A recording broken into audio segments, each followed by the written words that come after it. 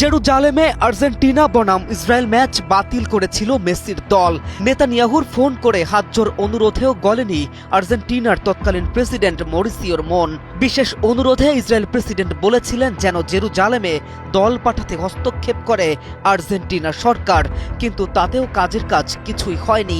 ফিলিস্তিনিদের ঐতিহ্য রক্ষায় ম্যাচটি বাতিল হয়েছিল তখন।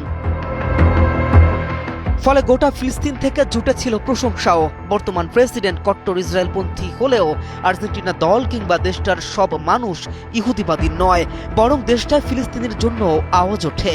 ফিলিস্তিনের সাধারণ ও অসহায় মানুষের জন্য তাদেরও হৃদয় পড়ে রাস্তায় দেখা মেলে ফ্রি প্যালেস্টাইন লেখা গ্রাফিতি। 2018 সালের জুনে রাশিয়া বিশ্বকাপ শুরুর আগে জেরুজালেমে টেডি স্টেডিয়ামে ইসরায়েলের বিপক্ষে একটি প্রীতি ম্যাচ খেলার কথা ছিল আর্জেন্টিনা জাতীয় ফুটবল দলের। তবে ম্যাচের ভেন্যু হিসেবে জেরুজালেম নির্ধারণ করা হলে তা ঘিরে ব্যাপক বিতর্ক সৃষ্টি হয়। ফিলিস্তিনিরা পূর্ব জেরুজালেমকে তাদের ভবিষ্যৎ রাষ্ট্রের রাজধানী হিসেবে দাবি করায় সেখানে ম্যাচ আয়োজনের সিদ্ধান্তের বিরুদ্ধে ফিলিস্তিনি মানবাধিকার সংগঠন, ক্রীড়া সংস্থা ও সাধারণ মানুষের পক্ষ থেকে তীব্র প্রতিবাদ শুরু হয়।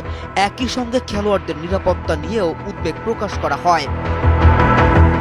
মোজো বিরাট কারবার, জিতে নাও ফ্যামিলি কার, স্পোর্টস বাইক ছাড়াও লক্ষ লক্ষ নিশ্চিত গিফট। ক্রমবর্ধমান চাপ ও নিরাপত্তা পরিস্থিতি বিবেচনায় নিয়ে আর্জেন্টিনা ফুটবল অ্যাসোসিয়েশন শেষ মুহূর্তে ম্যাচটি বাতিলের ঘোষণা দেয়।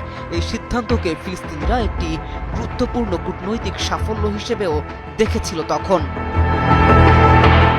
পরে ফিলিস্তিন ফুটবল অ্যাসোসিয়েশন আর্জেন্টিনা দলের অধিনায়ক লিওনেল মেসি এবং পুরো দলকে ধন্যবাদও জানায়। তারা মনে প্রাণে বিশ্বাস করে ঐতিহ্য রক্ষার লড়াইয়ে সেবারে তারা বিজয়ী হয়েছিল, কেননা তাদের স্বপ্নের তীর্থভূমিতে ম্যাচ খেলবে ইসরায়েল, যেটা তারা কিছুতেই মানতে পারছিল না তখন।